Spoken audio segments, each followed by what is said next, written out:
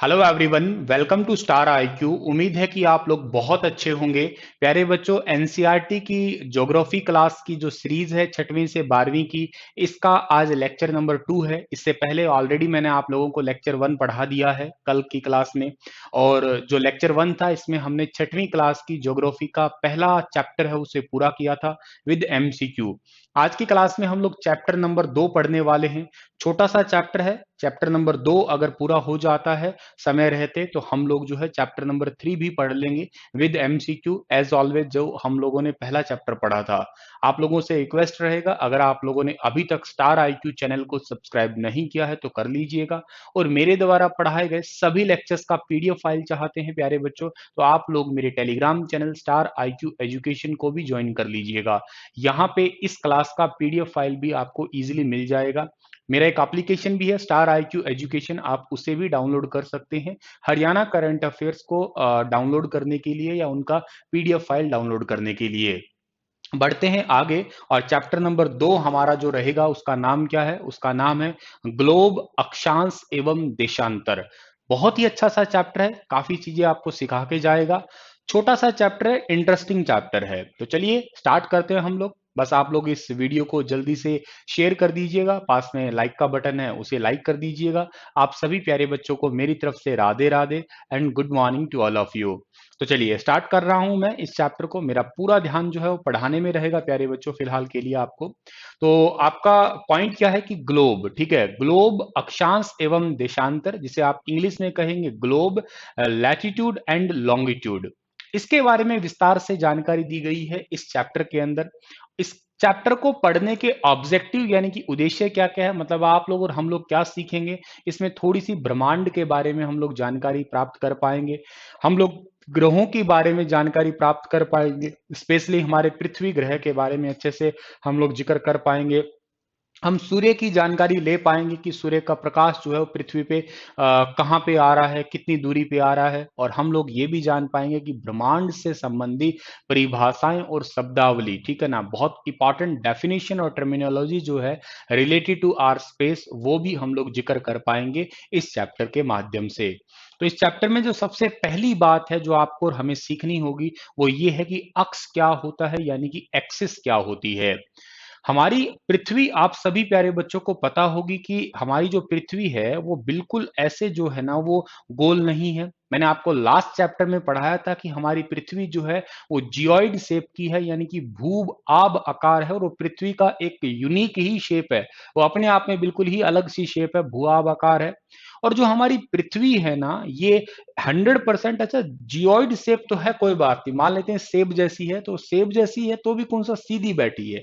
ये पृथ्वी जो है ये हल्की सी टिल्टेड है, मतलब हल्की सी झुकी हुई है। अब ये झुकी हुई कितनी है? 23.5 डिग्री अक्ष पे झुकी हुई है। यही हमारे पॉइंट्स है एनसीईआरटी के, उनको आप पढ़िएगा, क्योंकि एनसीईआरटी पढ़ रहे हो तो टू द पॉइंट आपको, टू द लाइन आपको पढ़ना बहुत जरूरी है। पहली लाइन क्या कहती है कि ग्लोब में झुकी हुई अवस्था में स्थित होती है, जिसे अक्ष कहा जाता है। पृथ्वी जो है एक ग्लोब के अंदर एक झुकी हुई अवस्था में रही जाती है और उसको आप लोग अक्ष कहते हो, जिसके ऊपर वो रोटेट करती है। A needle is affixed through the globe is a tilted manner which is called its axis, जिसे हम एक्सिस कहते हैं। अगली जो लाइन है वो क्या कहती है? ग्लोब में इस सुई के चारों ओर पृथ्वी की भांति जो है पश्चिम से पूर्व की ओर घुमाया जा सकता है, जैसे पृथ्वी घूमती है।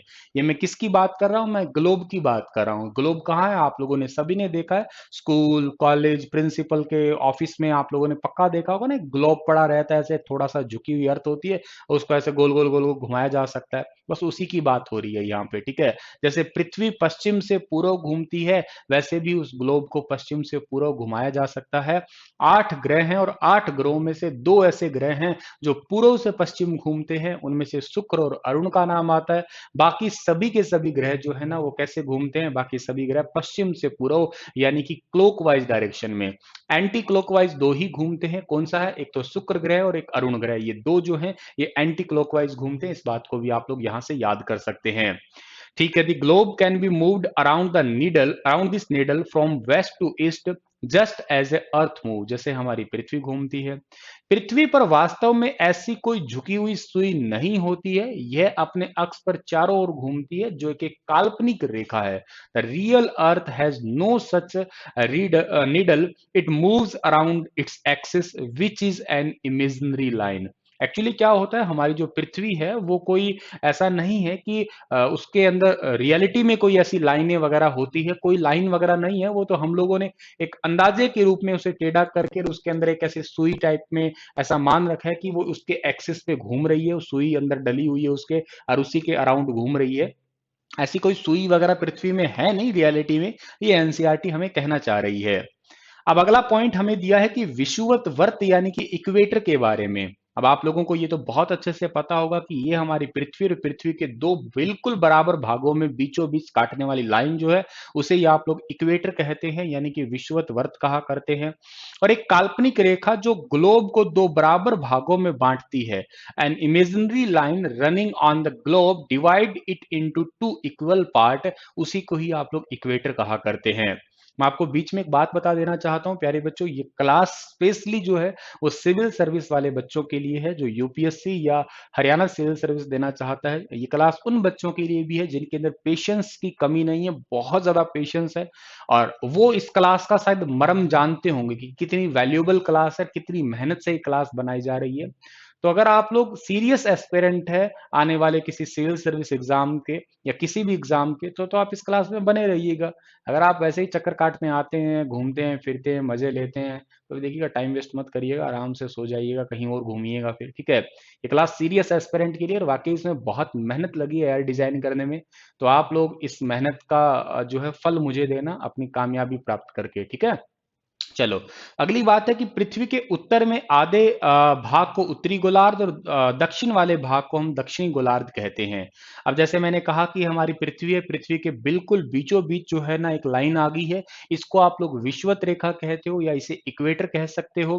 और जो बीच भागों में काट दी है इसे तो इक्वेटर कह दिया। इसका जो ऊपर वाला आधा भाग है ये तो आपका नॉर्दर्न हेमिस्फेयर हो गया, और आधा नीचे वाला भाग है ये वाला आपका साउदर्न हेमिस्फेयर हो गया। यानी कि उत्तरी गोलार्ध और दक्षिणी गोलार्ध, दक्षिण साइड वाला दक्षिणी गोलार्ध, उत्तर साइड वाला उत्तरी गोलार्ध हो गया। तो ये दो गोलार्ध आप लोगों को यहां से याद कर लेने हैं। अच्छा, ये दोनों बराबर आधे भाग होते हैं, इस प्रकार विषुवत वर्त पृथ्वी पर एक काल्पनिक वृत्त बनाती है। They are equal halves, therefore the equator is an imaginary circular line. तो बेसिकली एक इमेजिनरी सर्कुलर लाइन बना लेती है, आधा हिस्सा ऊपर आधा हिस्सा नीचे हो जाता है, ये कहना चाहता है इक्वेटर से पॉइंट से। अगला पॉइंट हमारा बनता है क्या, अक्षांश से संबंधित यानी कि लैटिट्यूड। दो चीज है, एक लैटिट्यूड है, एक लॉन्गिट्यूड है। लैटिट्यूड से याद कर लेना, जो रेखा लेटी हुई होती है उसे आप लैटिट्यूड कहते हैं। लॉन्गिट्यूड, लॉन्ग मतलब लंबा, यानी कि जो रेखा लाइन लंबी लंबी दिखेगी आपको, वो आपका लॉन्गिट्यूड होगा। देखिएगा, आपको लैटिट्यूड कैसे दिखाई देंगे, ये हमारी होगी पृथ्वी, और पृथ्वी के बिल्कुल दो भागों में बीचों बीच काटने वाली लाइन को आप लोग क्या कहते हो, इक्वेटर कहते हो। इस इक्वेटर के जो पैरेलल लाइन है, ठीक है ना, नॉर्थ साइड जो है कुछ पैरेलल लाइन होती जाएगी, कुछ इस टाइप से जो है ना, ये पैरेलल लाइनें हैं आपकी बहुत सारी, और ऐसे ही साउथ साइड जो है कई सारी ऐसी पैरेलल लाइनें हैं, ठीक है। इन्हीं को ही आप लोग जो है वो लैटिट्यूड का नाम दिया करते हैं, यानी कि अक्षांश रेखा कहा करते हैं।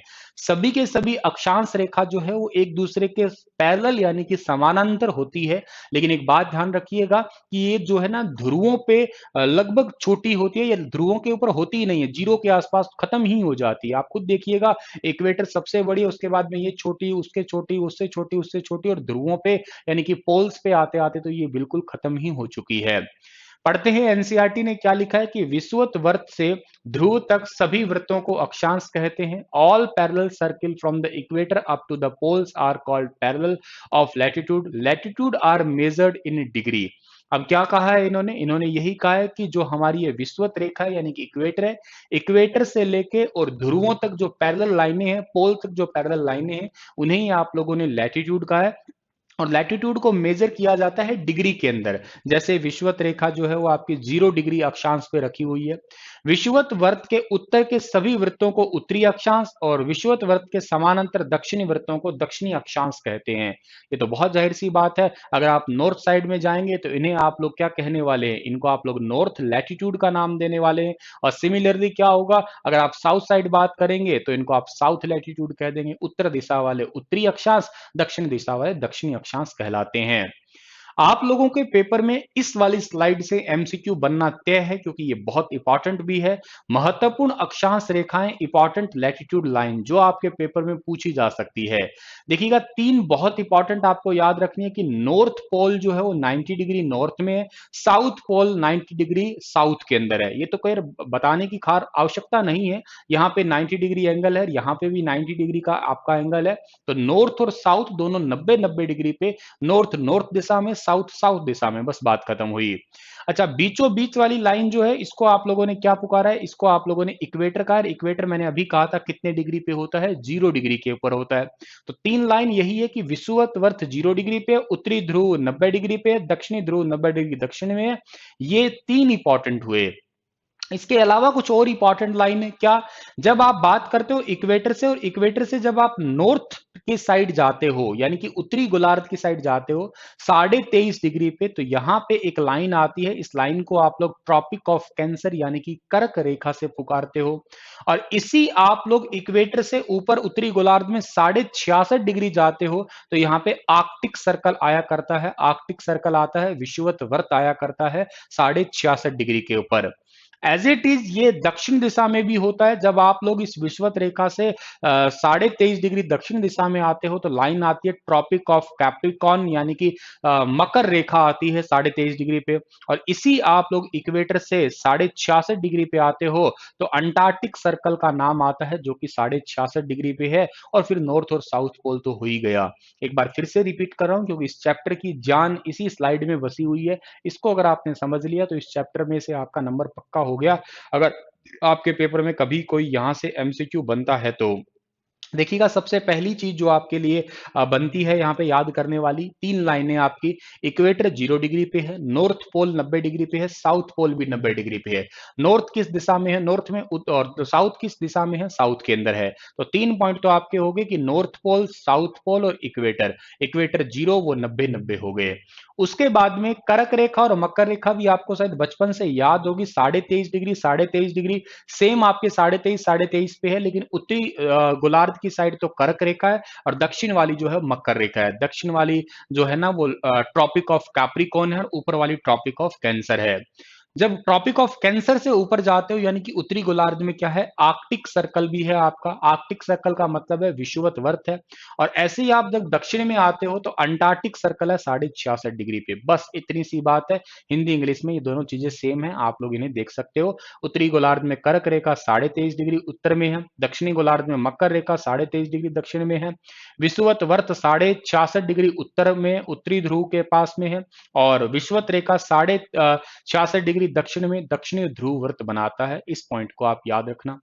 अगला पॉइंट हमारा बनता है, ये अर्थ आपकी हो ही गई, मैंने समझा ही दिया आपको। 90 डिग्री यहाँ पे, 90 डिग्री यहाँ पे, इक्वेटर वगैरह।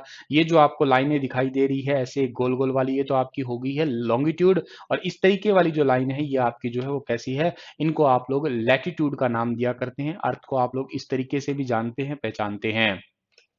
अब इस स्लाइड को और बड़े ध्यान से समझना। अगर इस स्लाइड को आप ध्यान से समझ गए तो समझो इस चैप्टर का आपका पूरा काम हो चुका है और कुछ फिर बचेगा नहीं। अब देखिएगा, 0 डिग्री पे सर ने अभी बताया आपको इक्वेटर है, सही बात है। और ऊपर 23.5 डिग्री पे सर ने अभी बताया ट्रॉपिक ऑफ कैंसर यानी कि कर्क रेखा है। और साउथ की साइड 23.5 डिग्री पे ट्रॉपिक ऑफ कैप्रिकॉर्न यानी कि मकर रेखा है। जो एरिया कर्क रेखा और मकर रेखा के बीच में आता है, जो भी क्षेत्र कर्क रेखा और मकर रेखा के बीच में आता है, उसको आप लोग उष्ण कटिबंधीय क्षेत्र कहा करते हैं, यानी कि टॉरिड जोन के नाम से पुकारा करते हैं। ये बहुत साधारण सा सवाल है, कई बार आपके पेपरों में आया भी है कि इंडिया का क्लाइमेट कैसा है, तो टॉरिड टाइप का है, या यूं कहिएगा उष्ण कटिबंधीय किस्म की जलवायु है हमारे भारत की। टॉरिड जोन होता है कर्क रेखा और मकर रेखा के बीच पड़ने वाला क्षेत्र, टॉरिड जोन कहलाता है आपका। अच्छा सर, उसके बाद में मैंने बताया था 23.5 डिग्री से अगर आप नॉर्थ की साइड जाते हो 66.5 डिग्री पे, तो यहाँ पे एक लाइन आती है, आर्कटिक सर्कल आता है। जब आर्कटिक सर्कल और ट्रॉपिक ऑफ कैंसर है, इन दोनों के बीच का एरिया कहलाता है नॉर्थ टेम्परेट जोन, यानी कि शीतोष्ण कटिबंध है, उत्तरी शीतोष्ण कटिबंध है। एज इट इज यहाँ पे साउथ में भी कुछ ऐसा होता है, इसको आप लोग साउथ टेम्परेट जोन यानी कि दक्षिणी शीतोष्ण कटिबंध के नाम से पुकारा करते हैं। और उसके बाद में सूरज का प्रकाश यहाँ पे तो कभी जा ही नहीं पाएगा, नॉर्थ पोल और साउथ पोल के बाद में 66.5 डिग्री से 90 डिग्री तक की बात कर रहे हो नॉर्थ और साउथ में, उसको आप लोग फ्रीजेड जोन कहा करते हैं, यानी कि उष्ण उत्तरी शीत कटिबंध कहते हैं, शीत कटिबंध कहते हैं। यहाँ पे सूरज का प्रकाश जाएगा नहीं तो शीत कटिबंध ही कहलाएगा, और तो क्या कहला सकता है आपका। तो फिर सुनिएगा क्या कहा है कि विषुवत रेखा यानी कि इक्वेटर 0 डिग्री पे है, कर्क रेखा और मकर रेखा के बीच के इलाके को आप क्या कहते हो, टॉरिड जोन कहते हो, यानी कि उष्ण कटिबंधीय क्षेत्र कहते हो। और जो ट्रॉपिक ऑफ कैंसर है, इससे लेके आर्कटिक सर्कल के बीच का नॉर्थ टेम्परेट जोन है। और जो ट्रॉपिक ऑफ कैप्रिकॉर्न है, इससे लेके अंटार्कटिक सर्कल के बीच का जो एरिया है वो साउथ टेम्परेट जोन है। और नॉर्थ पोल और साउथ पोल के आसपास जो है शीत क्षेत्र है, फ्रिजिड जोन है, जहां पे जो है 0 डिग्री मतलब माइनस का ही टेम्परेचर रहेगा, जीरो तो क्या, कभी सूरज तो पहुंचता ही नहीं है, क्योंकि सूरज का प्रकाश सारा साल इन्हीं के ऊपर ही, यहीं पे ही पड़ता है। और ऐसा पड़ने का कारण है क्योंकि हमारी पृथ्वी जो है वो जियोइड शेप की है। अगर मान के चलते आप लोग हमारी पृथ्वी होती बिल्कुल ऐसी सीधी फ्लैट होती, तो सूरज का सारा प्रकाश एक ही जगह पे पड़ जाता। अब ऐसा है नहीं, ऐसा नहीं है, तो मतलब क्या है कि किसी इलाके पे सूरज का प्रकाश बहुत ज्यादा, किसी पे कम, किसी पे ना के बराबर ही हो जाएगा। यहाँ पे एक बोल है यार, सीधा सा समझो, एक बोल के ऊपर अगर किसी को लाइट डालता है, उसके पेट के ऊपर तो फुल पड़ेगी, लेकिन ऊपर और नीचे थोड़ी ना लाइट पड़ सकती है। एज इट इज यहाँ पे ही होता है। तो ये है heat zone of the earth. Heat zone कभी अर्थ के बारे में पूछा जाए तो आप बता सकते हो ये। यही सारी बातें मैंने अभी जो आपको समझाई है ना, वो सारी लिख रखी है एनसीईआरटी के अंदर। जब आप पढ़ोगे तो आपको समझ में आ जाएगा कि कर्क रेखा और मकर रेखा के बीच सभी अक्षांश सूर्य वर्ष में एक बार दोपहर में ठीक सिर के ऊपर होता है, इसलिए इस क्षेत्र में सबसे अधिक उष्मा तथा उष्ण कटिबंध कहलाता है। क्योंकि सूरज यहाँ पे साल में कम से कम एक बार तो आएगा ही आएगा, आगे पढ़ाऊंगा।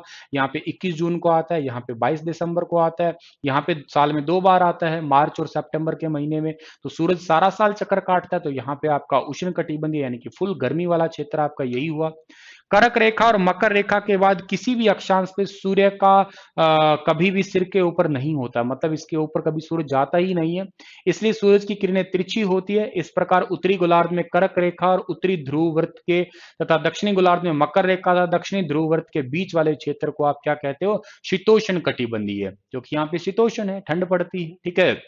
उत्तरी गोलार्ध में उत्तरी ध्रुव वर्त और उत्तरी ध्रुव में दक्षिणी गोलार्ध में दक्षिणी ध्रुव वर्त और दक्षिणी ध्रुव के बीच में बहुत ज्यादा ठंड पड़ती है, क्योंकि यहाँ सूर्य क्षितिज से ऊपर नहीं आता, इसलिए शीत कटिबंध कहलाता है। यही पॉइंट मैंने आपको बताया, ये फ्रिजिड जोन बताया, ये टेम्परेट जोन बताया, ये टॉरिड जोन बताया। समझ में आपको आ गया होगा डायग्राम से ही। बाकी एनसीईआरटी की लैंग्वेज भी आपको पढ़ना जरूरी था। चलो जी, लैटिट्यूड की बात हुई पूरी। अब बात करते हो देशांतर की। ठीक है, अक्षांश किसी जगह की स्थिति बताने के लिए होता है। ठीक है, जैसे आपसे पूछो कि भारत कहाँ है, तो आप ऐसे थोड़ी ना बताएंगे भारत यहाँ पर। आप अपने अक्षांश और देशांतर बताने वाले हैं कि भाई इतने डिग्री इतने मिनट से लेके यहाँ पे है।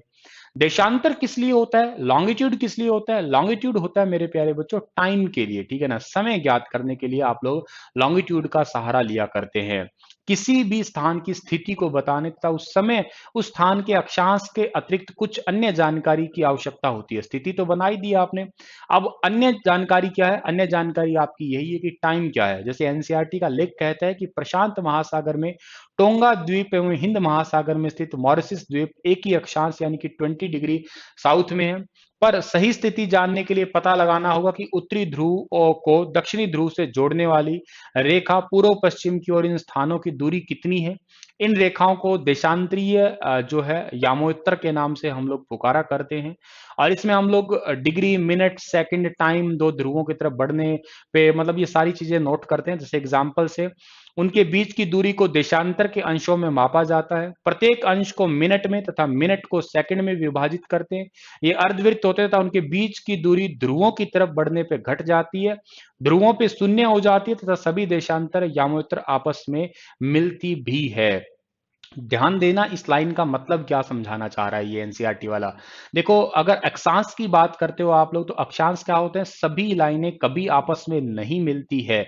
अक्षांश यानी कि आपके लैटिट्यूड कभी भी आपस में नहीं मिलते हैं और एक दूसरे के पैरेलल होते हैं, और ये जो साइज में जो है ना, ये इक्वेटर पे सबसे बड़ा और फिर ध्रुवों पे छोटा हो जाता है। इनका साइज का तो कोई फर्क नहीं पड़ता, लेकिन ये आपस में मिल जाते हैं और पैरेलल नहीं होते हैं। अब आप लोग इस डायग्राम को देखिएगा, इस डायग्राम को ध्यान से देख पा रहे होंगे, यहां देख रहे होंगे, ये जो लाइनें हैं आपकी लंबी लंबी दिख रही होंगी आपको, ये सारी की सारी क्या है? ये सारी लॉन्गिट्यूड है। ये सारी एक दूसरे के समानांतर तो नहीं है, लेकिन यहाँ पे आके तो शून्य हो चुकी है ना, यहाँ पे तो आके मिल गई है, सारी इकट्ठी हो चुकी है। यहाँ पे ऐसे ऐसे आके यहाँ पे जो है ना, सारी की सारी इकट्ठी हो जाती है लाइनें ऐसे। यहाँ पे अक्षांश कभी आपस में मिलती नहीं है, देशांतर आपस में मिल जाते हैं यहाँ पे पोल्स में। अक्षांश कभी आपस में नहीं मिलते हैं, पैरेलल होते हैं एक दूसरे के। देशांतर जो है वो एक दूसरे पे नॉर्थ और साउथ पोल पे जो है वो मिल जाते हैं। इस पॉइंट को आप याद रखिएगा। तो ये तो पॉइंट आपका हुआ है यहाँ पे, ठीक है। अब अगली बात एनसीईआरटी क्या कहती है कि अक्षांश समांतर रेखाओं से सभी भिन्न देशांतर यामोत्रों की लंबाई समान होती है, इसलिए सिर्फ मुख्य संख्या में व्यक्त करना कठिन था। सभी देशों ने निश्चय किया कि ग्रीनविच, जहां ब्रिटिश राजकीय वेधशाला है, से गुजरने वाले यामोत्तर से पूर्व और पश्चिम की ओर गिनती शुरू की जाए, और इस यामोत्तर को प्रमुख यामोत्तर कहते हैं। इसका मान 0 डिग्री देशांतर है। यहां से हम 180 डिग्री पूर्व या 180 डिग्री पश्चिम तक गणना करते हैं। प्रमुख याम्योत्तर यानी कि जो है आपका लाइन है, ये 180 डिग्री याम्योत्तर मिलकर दक्षिण को दो समान भाग, पूर्वी गोलार्ध और पश्चिमी गोलार्ध में डिवाइड करती है। इसलिए किसी भी स्थान के देशांतर के आगे पूर्व के लिए अक्सर पूर्व तथा पश्चिम के लिए अक्सर पश्चिम का उपयोग करते हैं। और यह जानना बड़ा रोचक होगा कि 180 डिग्री पूर्व और 180 डिग्री पश्चिम एक ही लाइन पे जो है वो स्थित होते हैं आपके। अब समझिएगा आप लोग, ये एनसीईआरटी ने क्या गाथा गा दी है, ठीक है। मेरिडियन, प्राइम मेरिडियन क्या लाइन होती है आपकी, ठीक है ना। देखो क्या है, हमारी ये पूरी पृथ्वी है, ठीक है ना। इस पर पृथ्वी के बिल्कुल बीचों बीच गुजरने वाली लाइन आपको इस डायग्राम में दिख रही होगा, ये रेड रेड जो लाइन है आपकी, ठीक है ना, इसको आप लोग प्राइम मेरिडियन कहते हैं। ये लंदन के ग्रीनविच से जो है गुजरती है, और इसको आप लोगों ने 0 डिग्री देशांतर का नाम दिया है, ठीक है। अच्छा, 1 डिग्री जो आपका देशांतर है, इसकी वैल्यू होती है 4 मिनट की, ठीक है। अच्छा, इस साइड जब जाते हैं, ठीक है, मान लेते हैं हमारी अर्थ है और हमारे अर्थ का ये वाला हो चुका है क्या? देशांतर। इस साइड की दिशा है वो पूर्व कहलाती है, इस साइड की दिशा जो है वो पश्चिम कहलाती है आपकी, ठीक है। यहां से जब इस साइड बढ़ोगे या कोई देश आप पढ़ने वाले हो, तो आप लोग टाइम को आगे पाओगे, और इस साइड जब आप लोग कोई देश को पढ़ोगे तो टाइम को पीछे पाने वाले हो आप लोग, ठीक है। जैसे एग्जांपल आप लोगों को मैं देना चाहूंगा, कोई एग्जांपल से मान लेते हैं, कोई ऐसा देश है जिसकी स्थिति देशांतर में बता दी हमें क्या, कि वो कोई देश है आपका 40 डिग्री पूर्वी देशांतर में पड़ता है। तो उसका टाइम आपको मेजर करना है। 1 मिनट जो है, 1 डिग्री जो है कितना? 4 मिनट के बराबर है। तो 40 कितना हो गया अभी आपका? 4 गुना में 40 आपका हो गया, यानी कि कितना हो गया आपका? 4 चौके 16, यानी कि 160 आपका मिनट निकल के आ गया। इसे आप लोग घंटों में बदलना चाहते हैं तो डिवाइड बाय 60 करोगे, आप काटोगे पीटोगे, आपका कहीं ना कहीं कोई आंसर निकल के आ जाएगा। तो यही चीजें हैं आपकी, ठीक है ना भाई। एक ये कोई देश है अगर 40 डिग्री पे है, तो समझिएगा ये जो देश है ना आपका 160 मिनट आगे है, वहां के ग्रीनविच से या लंदन से उसका टाइम 160 मिनट आगे है। जैसे आप अपने इंडिया की बात करो, हमारा जो भारत है उसमें 82.5 डिग्री, 82.5 डिग्री जो है ये एक मानक रेखा गुजरती है इलाहाबाद के नैनी नामक स्थान से, और ये पूर्वी देशांतर है, ध्यान रखिएगा। तो मतलब 82.5 डिग्री का मतलब हो गया 82.5 डिग्री गुना में आप लोग 4 करने वाले हो, ठीक है। तो 82.5 डिग्री गुना में 4, क्योंकि एक का मतलब आपका 4 मिनट होता है ना, तो आप लोग इससे पाओगे तकरीबन तकरीबन हमारे 5.5 घंटे जो है वो निकल के आएंगे। मतलब इंडिया जो है वो ग्रीनविच टाइम या लंदन से 5.5 घंटे टाइम जो है वो आगे है। अगर इस साइड पश्चिम में होता तो हम टाइम पीछे लिख देते। अब यही बात जो है एनसीईआरटी ने यहाँ पे हमें समझाना चाहा है। देशांतर और समय, ये सारी बात आपको अब पढ़ के बताता हूँ कि ग्रीनविच पे जो आपका मेन जो लाइन होती है, मेरिडियन लाइन होती है, जिस पर सूर्य जिस आकाश में सबसे ऊंचे बिंदु पे होगा, उस समय मेरिडियन पर स्थिति सभी स्थानों पर दोपहर होगी। मेरिडियन पे जहां पे सूरज होगा ऊपर पे, तो सभी जगह इक्वल दोपहर होगी। पृथ्वी पश्चिम से पूर्व की ओर चक्कर लगाती है, तो बता ही दिया मैंने आपको। ग्रीनविच से आगे जो पश्चिम में है उसका समय पीछे होगा, पूर्व में है वो स्थान आगे हो जाएगा। ये चीजें समझा दी मैंने आपको। ये जो कैलकुलेशन है मैंने आपको अभी समझाई है, ये वाली सारी चीजें, ठीक है ना। 1 डिग्री के अंदर 4 मिनट होते हैं, बस इतना पॉइंट आप लोग याद कर देना, ठीक है। 1 डिग्री इन 4 मिनट्स, ये कैलकुलेशन आपको पता लग जाए, सारी चीजें पता लग जाएगी आपकी। इंपॉर्टेंट यही है। इंडिया का मैंने अभी आपको बताया 82.5 डिग्री है, ठीक है। और 82.5 डिग्री का मतलब ये हो गया कि 82 गुना में 4 करोगे तो 5.5 घंटे का फर्क पड़ेगा। अच्छा, भारत में गुजरात के द्वारका और असम के डिब्रूगढ़ में स्थानीय समय में लगभग 45 मिनट का जो है, 1 घंटा 45 मिनट का अंतर है। मतलब यूं समझो, आप मोटे तौर पे 2 घंटे का टाइम लगाओ। अगर आप अरुणाचल असम की बात करते हो, असम में अगर सूरज उगता है सुबह 5 बजे, तो गुजरात में सूरज उगेगा सुबह 7 बजे। इतना फर्क है आपका, एक ही राज्य में इतना फर्क है, लगभग इतना फर्क है आपका। ये किस वजह से? क्योंकि ये सारा लॉन्गिट्यूड की वजह से है, ठीक है ना, टाइम का इतना सा फर्क है। और देश में मध्य में होकर गुजरने वाली किसी स्थानीय मेरिडियन रेखा का समय पूरे देश के लिए मानक माना जाता है। अब जो नैनी से लाइन गुजरती है ना, उसी को ही आप लोग मेन लाइन के रूप में पुकारते हो, उसी से आप लोग अपना टाइम जो है वो डिसाइड किया करते हैं, याद रखिएगा। तो 5.5 घंटे हम लोग आगे हैं, याद रखना। ये तो मैंने बता ही दिया आपको, ये सारी कैलकुलेशन जो है बता दी है आप लोगों को, ठीक है। मतलब अगर जब लंदन में 2 बजे होंगे तब भारत में 7:30 बजे होंगे, ठीक है। 5.5 घंटे का जो है आपका फर्क हो ही गया यहाँ पे।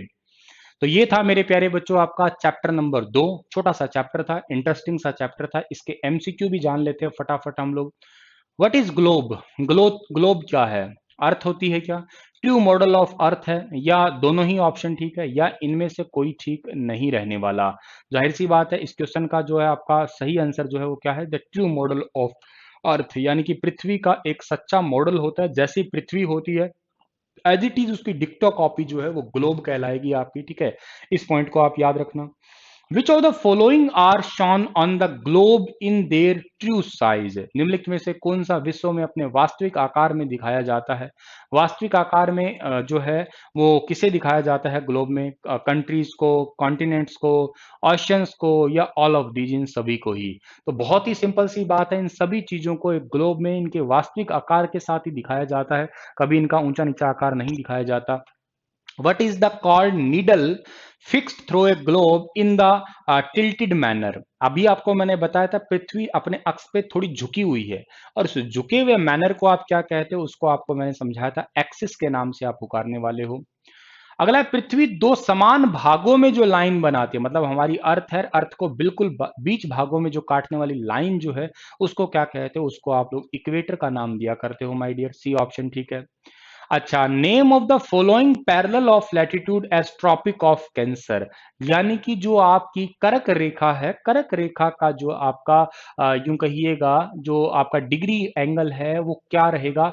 23.5 डिग्री नॉर्थ साइड है, ठीक है ना। 23.5 डिग्री नॉर्थ साइड का है। देखो यहाँ पे साउथ भी दे रखा है, ये ट्रॉपिक ऑफ कैप्रिकॉर्न का है, लेकिन ट्रॉपिक ऑफ कैंसर का पूछा तो 23.5 डिग्री नॉर्थ साइड का है आपका। Between which parallel of latitude is the torrid zone जो है सोटेड? कौन से पैरेलल जोन है आपके, कौन सी दो लाइनें जिनके बीच में आपका उष्ण कटिबंधीय क्षेत्र है? मकर रेखा और कर्क रेखा जो है, इन दोनों के बीच में आपका उष्ण कटिबंधीय क्षेत्र है। तो tropic of cancer and tropic of capricorn, ठीक है। कर्क रेखा और मकर रेखा के बीच में आपका जो है वो क्षेत्र पड़ता है, कौन सा? उष्ण कटिबंधीय। ए ऑप्शन ही इसका ठीक है। Which of the following zone is situated between 66 degree 66.5 या 66.5 डिग्री साउथ पोल? दक्षिण की बात कर रहे हो आप लोग। नॉर्थ के अंदर जो है आर्कटिक सर्कल है आपका, और साउथ के अंदर कौन सा है भैया आपका? ठीक है, 66.5 डिग्री के बाद में कौन सा आता है आपका? तो फ्रीज्ड जोन जो है आपका निकल के आ जाता है। सी ऑप्शन अभी मैंने बताया था आप लोगों को। यहाँ पे ये आपकी इक्वेटर हो गई है, ठीक है, और उसके बाद में आपका कर्क मकर रेखा हो चुकी है, ये आपका अंटार्कटिक सर्कल हो गया, और ये वाला जो इलाका है आपका, ये फ्रिज्ड जोन ही कहलाता है। ऊपर भी फ्रिज्ड जोन है आपका, ठीक है। विच of the following is called the prime meridian? Prime meridian कितने पे है, मतलब इंडिया का मानक समय जो है, या प्रधान मेरिडियन कितने डिग्री पे हम मेजर करते हैं?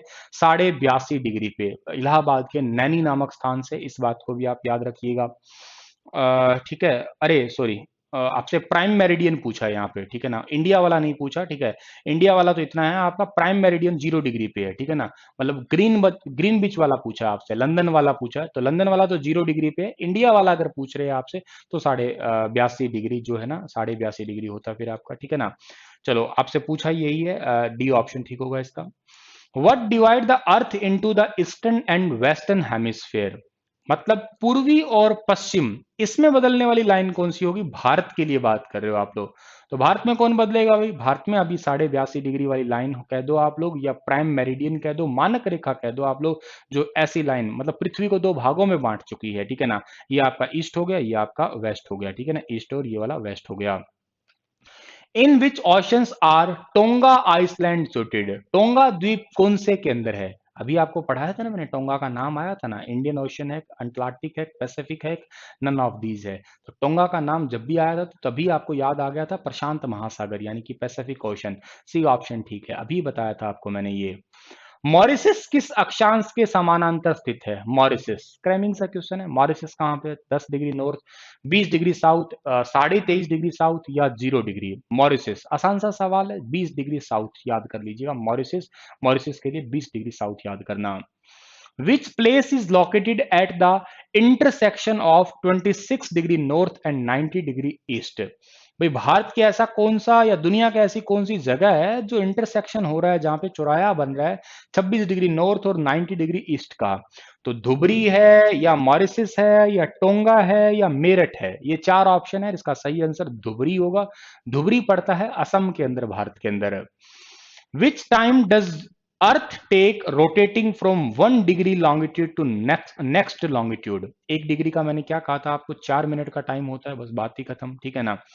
What is the time difference between the Dwarka Gujarat and Dibrugarh? मैंने बताया था डिब्रूगढ़ और द्वारका के बीच में 1 घंटा 45 मिनट का अंतर है आपका। सी ऑप्शन जो है इसका ठीक रहेगा, 1 घंटा 45 मिनट का अंतर है द्वारका और डिब्रूगढ़ के बीच में। द लोकल टाइम, जो भारत का लोकल टाइम है 82.5 डिग्री का जो है longitude, is taken as the standard throughout India, it is known है, उसको क्या कहते हैं? भारत का स्थानीय समय, भारत का मानक समय, दोनों ही ठीक रहेगा। अब देखिएगा ज्यादातर ठीक है भारत का स्टैंडर्ड टाइम, ठीक है ना, तो आईएसटी से कहते हो आप लोग, और 5.5 घंटे हम लोग लंदन से आगे प्लस ऐसे लिखा मिलता है आपको ये।